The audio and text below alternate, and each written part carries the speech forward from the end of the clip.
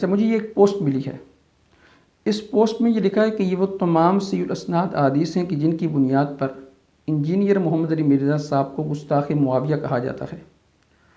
سب سے پہلے امام مسلم اور امام بخاری کو گستاخ کہو، ان پر فتویٰ لگاؤ جنہوں نے ان حدیث کو جمع کیا ہے۔ یہ ایک طرف انہوں نے بخاری کا ٹائٹل دیا ہے اور ایک طرف انہوں نے مسلم کا ٹائٹل دیا ہے، اور اس میں نیچے وہ حدیث نمبر لکھے ہیں کہ یہ بخاری کے نمبر ہیں اور یہ مسلم کے نمبر ہیں، اور تاثر یہ دیا ہے کہ محمد علی مرزا جن عقائد اور نظریات کو پروموٹ کر رہا ہے، آپ کو بتلا رہا ہے اپنی اکیڈمی سے، وہ سارے عقائد و نظریات امام بخاری کے بھی تھے اور امام مسلم کے بھی تھے۔ وہ اپنی طرف سے کوئی بات نہیں کر رہا، بلکہ ان کی لکھی ہوئی باتوں کو وہ اپنی زبان سے ادا کر کے آپ تک پہنچا رہا ہے بس۔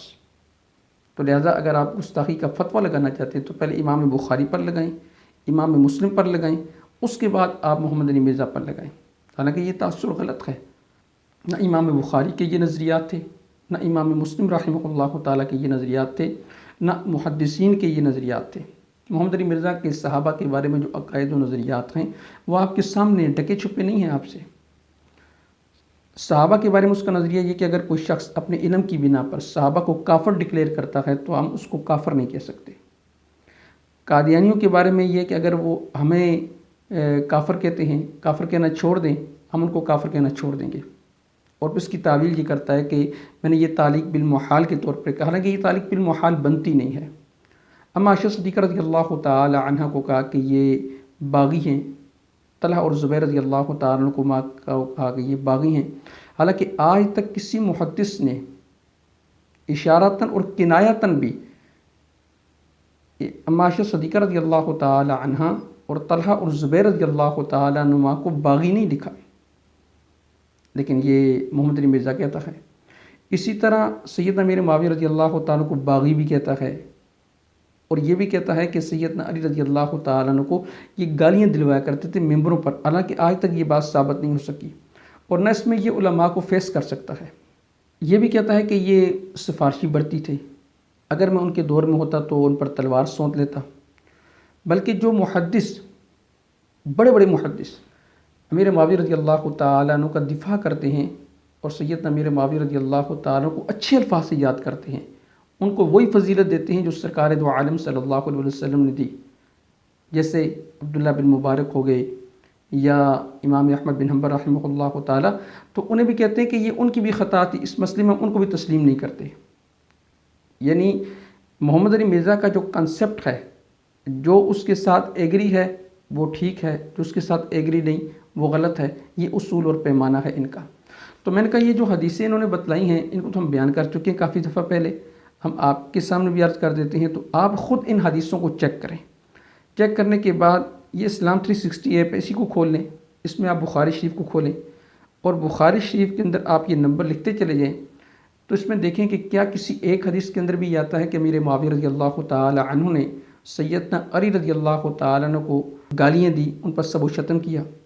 کیا کسی ایک حدیث کے اندر بھی آتا ہے کہ امام بخاری اور امام مسلم نے ان کے خلاف تلوار سونتنے کا کہا؟ یا کسی ایک حدیث کے اندر بھی آتا ہے کہ وہ باغی تھے، نام لے کر کسی حدیث کے اندر نہیں آتا۔ وہ جو 28/12 بیان کرتے ہیں انشاءاللہ تعالی میں اس کو بھی انشاءاللہ تعالی ڈیٹیل کے ساتھ بیان بھی کر چکا ہوں، پھر بیان کر دوں گا۔ کاش کہ اس معاملے میں کبھی محمد علی مرزا صاحب 28/12 میں ہمارے سامنے آ کر وہ اس حدیث کو فیس کر لیں بس، اور جس دن انشاءاللہ تعالی میرے اللہ نے چاہا تو انہوں نے 28/12 کو ہمارے سامنے بیٹھ کر فیس کر لیا، اس وقت ساری دنیا کو پتہ چل جائے گا کہ اس کی تشریح فی البدی کون کتنی کر سکتا ہے اور فی البدی اس پر کون کتنا کلام کر سکتا ہے، میرے اللہ نے چاہا تو خیر آپ یہ بخاری شریف اوپن کریں، اس میں آپ حدیث نمبر پر جائیں، سرچ کے پیپر میں آپ جا کر لکھیں کہ 7058، اس میں سرچ ماریں۔ اس میں ایک حدیث ہے عمر بن یحییٰ بن سعید بن عمر بن سعید سے، وہ اپنے دادا سے بیان کرتے ہیں کہ وہ ان کے دادا سیدنا ابو ہریرہ رضی اللہ تعالیٰ عنہ کے ساتھ مسجد نبوی میں بیٹھے تھے، تو کہتے ہیں ہمارے ساتھ مروان بھی بیٹھا ہوا تھا، تو سیدنا ابو ہریرہ رضی اللہ تعالیٰ عنہ نے حدیث سنائی۔ میں صرف خلاصہ سنا دیتا ہوں، حدیث کے الفاظ کی خلاصہ، کہ میری اس امت کی ہلاکت جو ہے وہ قریش کے چند نوجوانوں کے ہاتھوں سے ہوگی۔ اچھا، اس حدیث کے اندر سیدنا امیر معاویہ رضی اللہ تعالیٰ عنہ کا کوئی نام نہیں ہے، لیکن یہ بہت بڑا المیہ ہے کہ سیدنا امیر معاویہ رضی اللہ تعالیٰ کو گھسیٹ کر لے آتے ہیں زبردستی اور سارا مدعا ان پر ڈال دیتے ہیں۔ دوسری حدیث بخاری شریف کے اندر، اس کا نمبر ہے 6830، آپ اس کو سرچ کریں۔ ایک لمبی حدیث ہے جو ابن عباس رضی اللہ تعالی عنہ نقل کی، اور حج کے موقع پر یہ واقعہ پیش آیا۔ اس حدیث کو پورا آپ پڑھیں۔ اس حدیث میں کسی مقام پر بھی اشارتاً اور کنایتاً بھی سیدنا امیر معاویہ رضی اللہ تعالیٰ عنہ کا ذکر نہیں ہے۔ اب یہ کہتے ہیں کہ ہم نے ان حدیثوں کی بنیاد پر امیر معاویہ رضی اللہ تعالیٰ عنہ کی محمد علی مرزا نے گستاخی کی ہے، تو امام بخاری کو آپ گستاخ کہیں۔ ہم کیسے امام بخاری کو گستاخ کہیں؟ امام بخاری رحمہ اللہ تعالیٰ نے تو گستاخی کی ہی نہیں ہے۔ نہ امام بخاری رحمہ اللہ تعالیٰ کے وہ نظریات تھے جو محمد علی مرزا کے ہیں یا جو اپنے اسٹوڈنٹ کے ذہنوں کے اندر ڈال رکھا ہے۔ کسی ایک مقام پر وہ نظریہ بتا دیں کہ امام بخاری رحمہ اللہ تعالیٰ نے وہ نظریہ اپنے طلباء کے ذہنوں کے اندر ڈالا ہو، یہ عجیب منطق ہے۔ تیسری حدیث آپ 4827 اس کو سرچ ماریں۔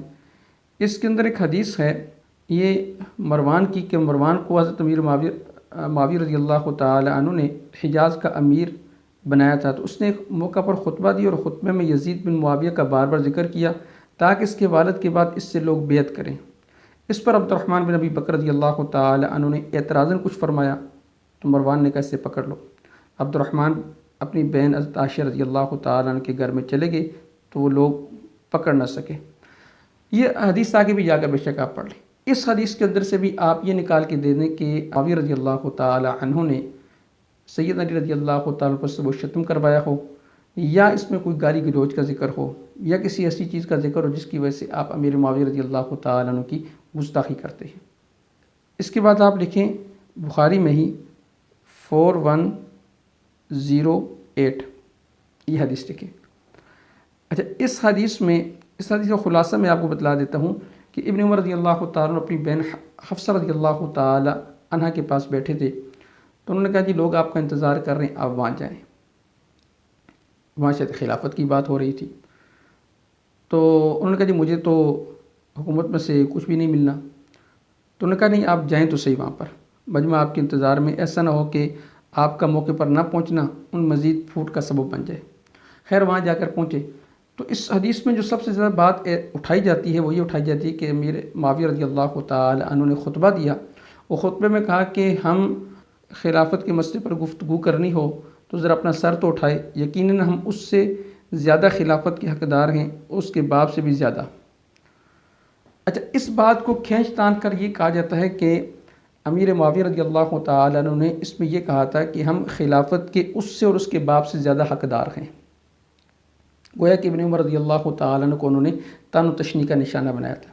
حالانکہ بات یہاں پر یہ نہیں ہے، بلکہ یہاں مراد یہ ہے کہ جو سیدنا عثمان غنی رضی اللہ تعالی عنہ کو شہید کیا گیا تھا، جو قصاص کا مسئلہ تھا، تو معاویہ رضی اللہ تعالی عنہ اس کے بارے میں کہہ رہے ہیں کہ اس قصاص کے طلب کرنے کے زیادہ حقدار ہم ہیں کیونکہ ہم ان کے والی ہیں۔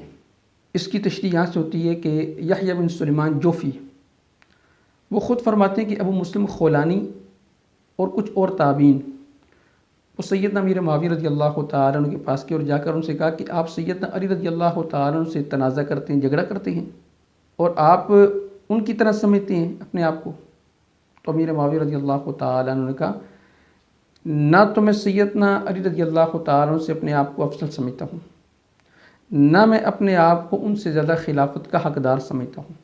تو ان دو جملوں سے یہ پتہ چل گیا کہ نہ امیر معاویہ رضی اللہ تعالیٰ عنہ اپنے آپ کو ان سے افضل سمجھتے تھے، نہ خلافت کا زیادہ حقدار سمجھتے تھے، بلکہ آگے یہ کہا کہ ہمارا مطالبہ صرف عثمان غنی رضی اللہ تعالیٰ عنہ کے قصاص کا ہے، ان کے جو قاتلین ہیں وہ سیدنا علی رضی اللہ تعالیٰ عنہ ہمارے حوالے کر دیں، ہم آج ان کی بیعت کر لیں گے۔ تو وہ مسلم خولانی اور جو دوسرے تابعین تھے وہ سیدنا علی رضی اللہ تعالیٰ عنہ کے پاس گئے اور ان سے جا کر یہ ساری بات ذکر کی، تو انہوں نے قاتلین عثمان کو حوالے نہیں کیا۔ ہم یہ نہیں کہتے کہ قاتلین عثمان کو انہوں نے پناہ دی ہوئی تھی، اصل میں دونوں کا مسئلہ یہ تھا کہ امیر معاویہ رضی اللہ تعالیٰ عنہ یہ کہتے تھے کہ ابھی قصاص دیا جائے، اور سیدنا علی رضی اللہ تعالیٰ عنہ فرماتے تھے قصاص لیں گے لیکن ابھی وقت نہیں، پہلے آپ بیعت کریں۔ مسئلہ یہ تھا، تو اس سے یہ پتہ چلتا ہے کہ امیر معاویہ رضی اللہ تعالیٰ عنہ نے خلافت کی بات نہیں کی تھی، قصاص کی بات کی تھی۔ یہ تو میرا تحقیقی جواب تھا۔ اور علامہ عینی رحمہ اللہ تعالیٰ بھی یہی فرماتے ہیں کہ یہاں قصاص کا مسئلہ تھا، خلافت کا مسئلہ نہیں تھا۔ انہوں نے قصاص کی بات کی تھی کہ ہم زیادہ حقدار ہیں۔ محمد علی مرزا یہ عمدۃ القاری کا ہی حوالہ پیش کرتا ہے علامہ بدر الدین عینی رحمہ اللہ تعالیٰ کا، کہ علامہ بدر الدین عینی رحمہ اللہ تعالیٰ معاویہ رضی اللہ تعالیٰ عنہ کی خطا کو اجتہادی خطا نہیں کہتے۔ اگر ان کی یہ بات تسلیم ہے کہ ان کی خطا کو اجتہادی خطا تسلیم نہیں کیا جاتا، تو وہی علامہ بدر الدین عینی ہیں، وہی بخاری ہے، وہی تشریح ہے، وہی عمدۃ القاری ہے، تو اس حدیث کے ضمن میں آ کر علامہ بدر الدین عینی کی بات قابل قبول کیوں نہیں؟ یہ تو دوہرا معیار ہے، یہ پیمانہ برابر کا تو نہیں ہے۔ اگر علامہ بدر الدین عینی رحمہ اللہ تعالیٰ کی وہ بات اجتہادی خطا والی وہ وہاں پر قابل قبول ہے تو یہاں پر بھی قابل قبول ہونی چاہیے، اور اگر یہاں قابل قبول نہیں تو پھر وہاں بھی قابل قبول نہیں ہونی چاہیے۔ یہ پیمانہ برابر کا ہوتا ہے۔ ایسا نہیں ہوتا کہ آپ ایک بات کو لے لیں اپنی مرضی کی اور دوسری بات کو چھوڑ دیں۔ تو اس حدیث سے مراد یہ ہے کہ قصاص عثمان، امیر معاویہ رضی اللہ تعالیٰ فرماتے ہیں کہ قصاص عثمان کی ہم زیادہ حقدار تھے۔ اگلی حدیث ہے، آپ لکھیں 3753 آپ سرچ ماریں۔ اس میں حدیث میں آتا ہے کہ میرے خیال میں یہ پوچھا تھا کہ اگر کوئی شخص احرام کی حالت میں مکھی مار دے تو اسے کیا کفارہ دینا پڑے گا؟ عبداللہ بن عمر رضی اللہ تعالی عنہ نے فرمایا کہ عراق کے لوگ مکھی کے بارے میں سوال کرتے ہیں کہ جب یہی لوگ رسول اللہ صلی اللہ علیہ وسلم کے نواسے کو قتل کر چکے ہیں جن کے بارے میں حضور صلی اللہ علیہ وسلم نے فرمایا تھا کہ یہ دونوں مکھی دنیا میں میرے دو پھول ہیں۔ اب اس حدیث میں سیدنا معاویہ رضی اللہ تعالیٰ کا ذکر کہاں سے آ گیا؟ لیکن وہ زبردستی کی سیٹنے کی کوشش کریں گے۔ آگے آپ لکھیں سرچ میں 3748 اس میں آتا ہے کہ انس بن مالک رضی اللہ تعالیٰ عنہ فرماتے ہیں کہ عبید اللہ بن زیاد کے پاس حسین رضی اللہ تعالیٰ عنہ کا سر لایا گیا، وہ ایک تشت میں رکھا ہوا تھا، تو وہ بدبخت اس پر لکڑی سے مارنے لگا اور آپ کی حسن اور خوبصورتی کے بارے میں بھی کچھ کہا۔ اس پر سیدنا انس رضی اللہ تعالیٰ عنہ نے کہا کہ سیدنا حسین رضی اللہ تعالیٰ عنہ رسول اللہ سے سب سے زیادہ مشابہ تھے، انہوں نے وسمہ کا خطاب استعمال کر رکھا تھا۔ سیدنا حسین رضی اللہ تعالیٰ عنہ کے بارے میں اہل سنت والجماعت کا موقف کیا ہے؟ سیدنا حسین رضی اللہ تعالیٰ عنہ حق پر تھے اور یزید وہ حق پر نہیں تھا۔ یزید کے بارے میں اہل سنت والجماعت کا نظریہ فاسق اور فاجر تھا۔ سیدنا حسین رضی اللہ تعالیٰ عنہ حق پر تھے۔ کروڑا ہا یزید مل کر آ جائیں، وہ سیدنا حسین رضی اللہ تعالیٰ عنہ کی جوتے کی خاک کا مقابلہ بھی نہیں کر سکتے۔ یہ اہل سنت والجماعت کا نظریہ ہے۔ لیکن اس حدیث کے اندر سیدنا امیر معاویہ رضی اللہ تعالیٰ عنہ کا ذکر کہاں سے آ گیا؟ آپ گھسیٹ کر اگر امیر معاویہ رضی اللہ تعالیٰ عنہ کو اس حدیث میں گھسیڑنے کی کوشش کریں گے تو یہ تو سراسر زیادتی ہے۔ اہل سنت والجماعت کا موقف بالکل صاف اور ستھرا ہے۔